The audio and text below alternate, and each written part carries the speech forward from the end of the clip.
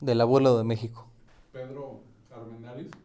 Sí, y su gran colaboración al histrionismo mexicano. Está muy verga, porque sí tiene sentido.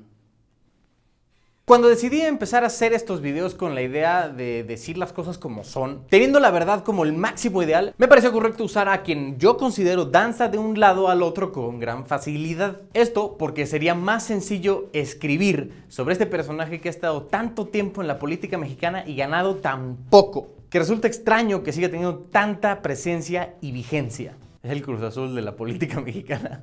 De hecho, es el político que el 95% de los mexicanos ubica, pero el 38% tiene una opinión poco favorable de él, como el Cruz Azul. Como lo dije en el video pasado, López Obrador siempre se ha vendido como el salvador del pueblo. Y ese es el peligro que muchos ven en sus propuestas. Como ya hice un recuento de su vida y obra pasadas, en este video nos vamos a enfocar en lo que ha propuesto de cara a las elecciones del 1 de julio. I don't remember. We love you forever and ever. Que les diga lo que pienso de Enrique Peña Nieto.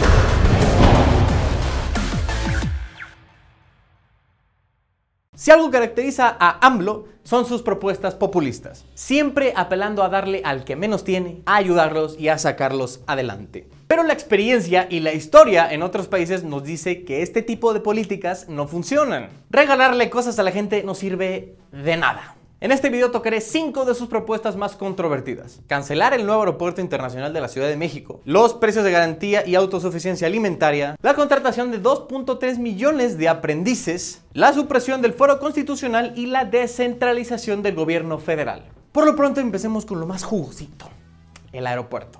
El aeropuerto internacional de la Ciudad de México está aquí. El nuevo lo están construyendo aquí.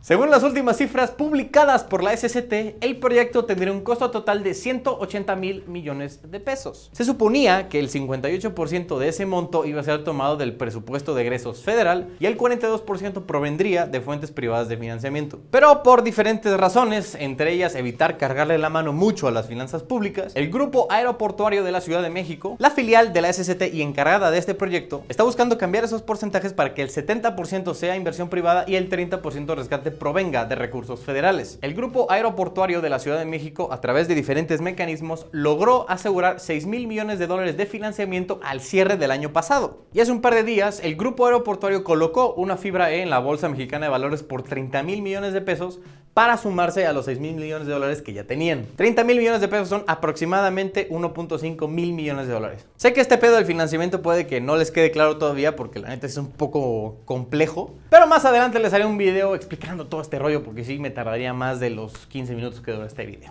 Ahora, algo muy importante. Este dinero no representa una deuda para el gobierno, ya que todo este dinero que fue recabado de las instituciones privadas sería pagada, entre otras cosas, con la TUA. Por lo pronto, estos son los avances que lleva el aeropuerto. Tomemos en cuenta que esto está en un reporte que publicó la SCT a finales del año pasado, por lo que ahorita deben de llevar un poquito más avanzado.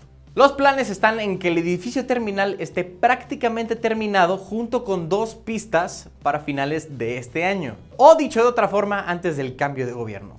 Mañosillos estos muchachos. Ahora, la propuesta de Andrés Manuel. Este señor propone construir 2 pistas adicionales y un edificio terminal en la base aérea militar de Santa Lucía. Hay muchas cosas que están mal con esta propuesta. La primera de ellas, y probablemente más importante, es la distancia. Aproximadamente son como 50 kilómetros entre un aeropuerto y otro. Ni logísticamente hace sentido. Se supone que Santa Lucía tendría prioridad para vuelos internacionales, aunque también manejaría algunos nacionales. El aeropuerto internacional manejaría ambos, como lo hace hoy. Pero, pues, por poner un ejemplo, ¿no? Imagínense que, como suele suceder, alguien que vive en, no sé, Monterrey, va a viajar a Buenos Aires, Argentina, con escala en la Ciudad de México. Su vuelo doméstico aterrizaría en Santa Lucía y luego tendría que aventarse todo el pedo de esperar la maleta, irse en taxi, Uber o lo que sea, viajar 50 kilómetros desde Santa Lucía hasta el aeropuerto, que en un buen día sin tráfico es 1 hora de traslado, y volver a hacer check-in para el vuelo que lo va a llevar a Argentina. Todo el dinero que nos ahorraríamos cancelando la obra del aeropuerto nuevo se lo va a gastar la gente transportándose de un lugar a otro, transfiriendo el gasto a la gente. Un poco bajo, señor Andrés Manuel. Según lo escrito en su plan de nación, Andrés Manuel dice que adecuar la base militar de Santa Lucía costaría, escuchen, 50,000 millones de pesos. Ah, porque además va a construir un tren que conecte los dos aeropuertos. Todo esto por 50,000 billones. Me río de Janeiro. Que ese costo claramente lo calcularon a ojo de buen cubero porque no tiene ni cotizaciones, ni el diseño de la terminal, ni... Really, nigga? Digo, salvo que construyen la terminal así como de lámina, no, 50,000 millones de pesos no les van a alcanzar. Ahora, otro problema. Tener ambos aeropuertos trabajando al mismo tiempo es aeronáuticamente inviable. Esto según el director internacional de Mitre, paréntesis. Mitre es una consultora internacional en temas de aeronáutica y seguridad.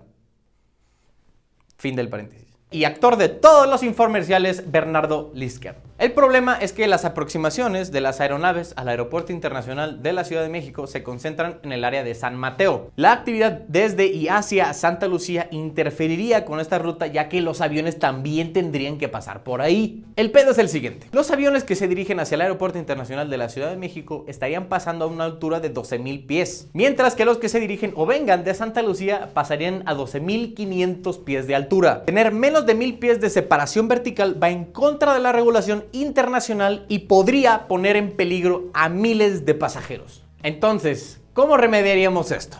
Suponiendo. Bueno, pues intercalando, uno va al aeropuerto y otro va a Santa Lucía.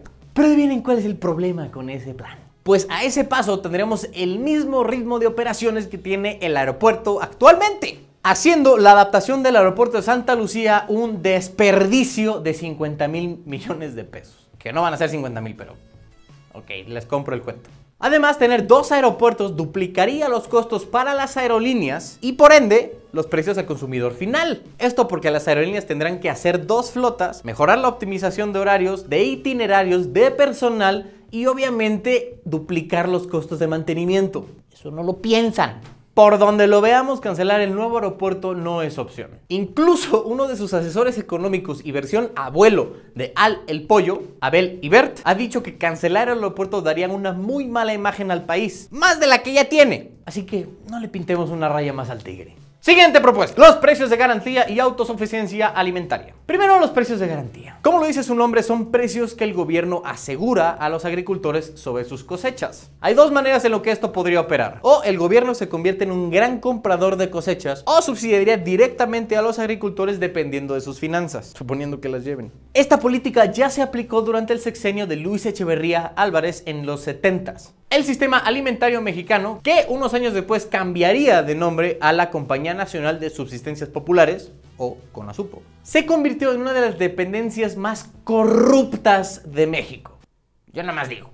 Según un análisis del Instituto Mexicano de la Competitividad, se vería un retroceso en la producción de muchos granos si estos precios se llegan a implementar otra vez. Por ejemplo, estaremos hablando que el maíz retrocedería entre un 69 y un 78% y el trigo entre el 33 y 50%. Esta baja en la producción provocaría una inflación de entre el 9 y 26%.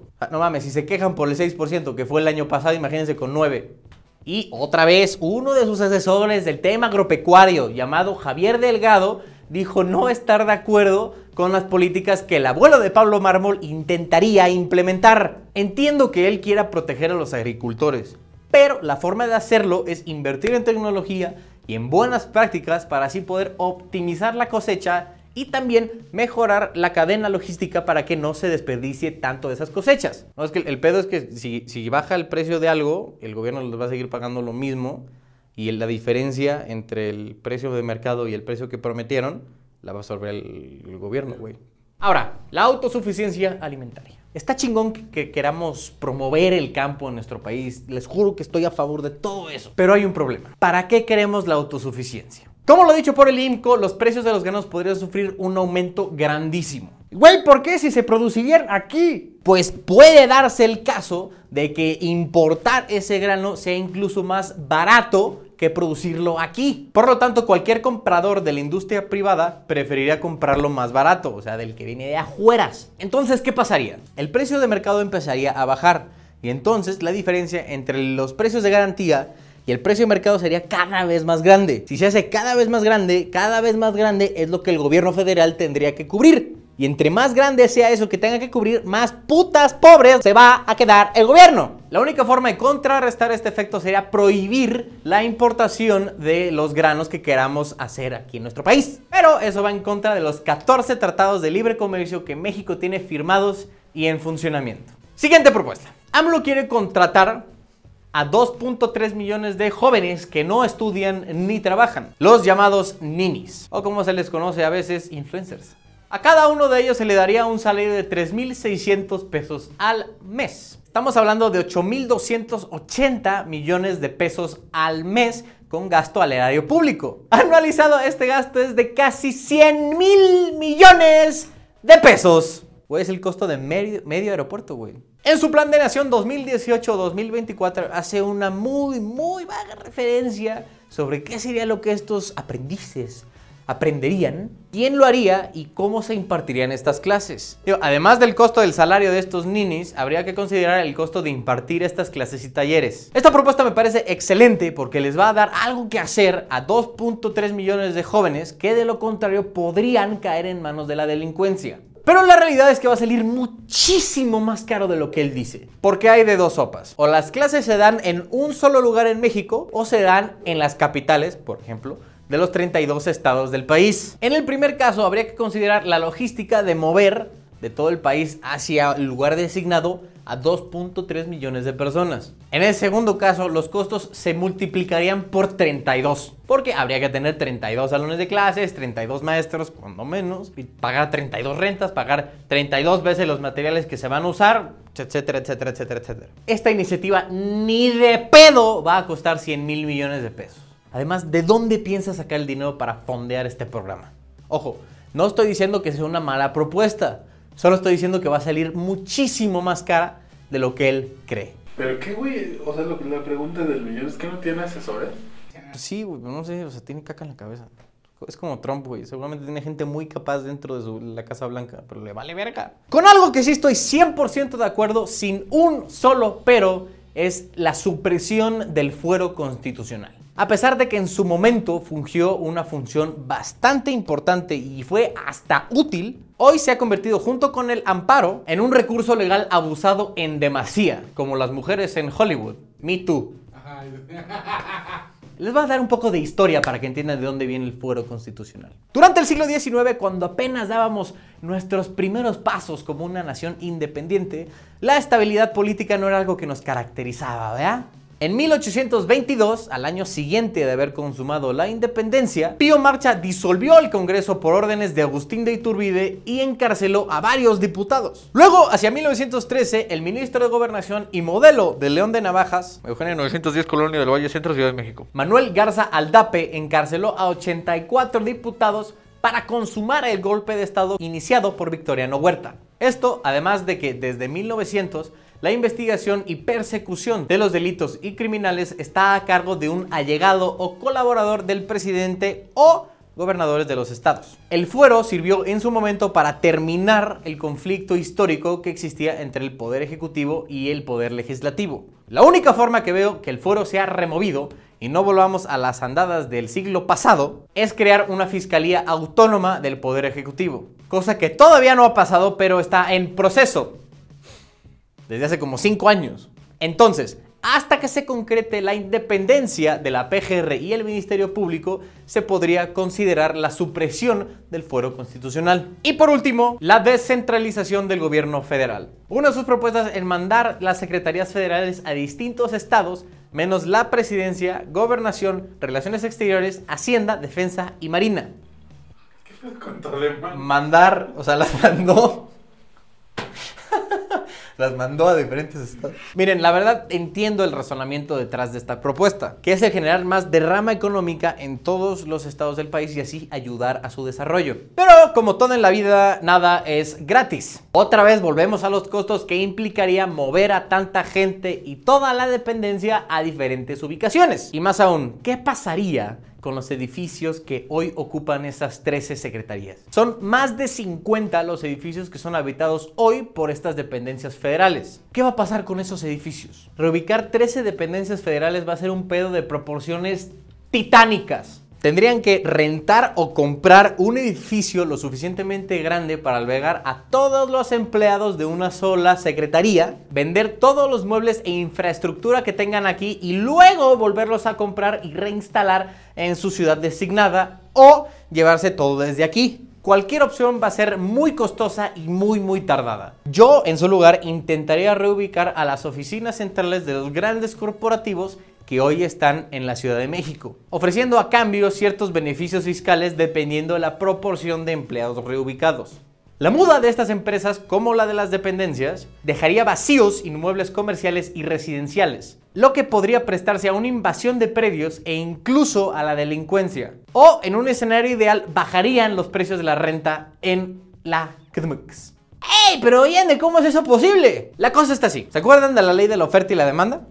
Bueno, si hay más de algo, vivienda en este caso, los precios bajan porque hay más competencia para captar la mayor cantidad de clientes. Si las leyes de la economía se mantienen, vivir en la Ciudad de México se podría volver mucho más barato. A pesar de que ha dicho y hecho muchas incongruencias, Andrés Manuel López Obrador sigue al frente en las encuestas. Y siendo sinceros, creo que va a ganar. La verdad es que no me sorprendería nada si AMLO ganara. Más porque se ha sabido vender como libertador, la opción de cambio, el antisistema, aunque fue militante del PRI, PRD, PT y luego fundó su propio partido político. Digo, no se puede ser más antisistema que eso.